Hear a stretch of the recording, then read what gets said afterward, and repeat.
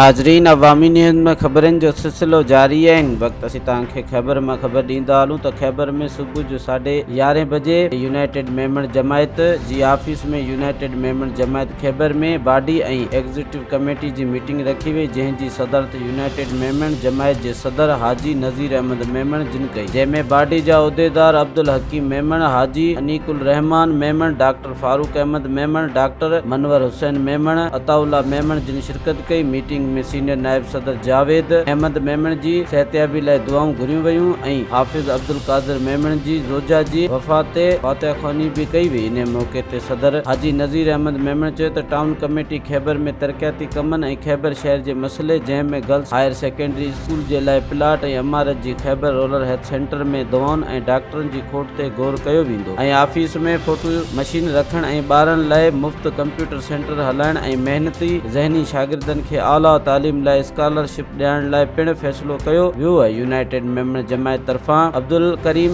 मेमण खे कारोबार लाइ 1 लख रुपया डोनेट कया वेंदा। इन लाइ हिकु कमेटी ठाही वेंदी, जंहिंमें मेंबर हाजी अनीकुल रहमान मेमण, अताउल्ला मेमण शामिल हुआ, जिन हिन सां कारोबार में मामनत कंदा ऐं मीटिंग जी पुॼाणी लाइ दुआ सां कई वई त रब पाक वधीक ख़िदमत करण जी तौफ़ीक़ अता फरमाए। मज़ीद खबरों और तफसीलात के लिए विजिट करें हमारी वेबसाइट www.awamiNewsHD.com।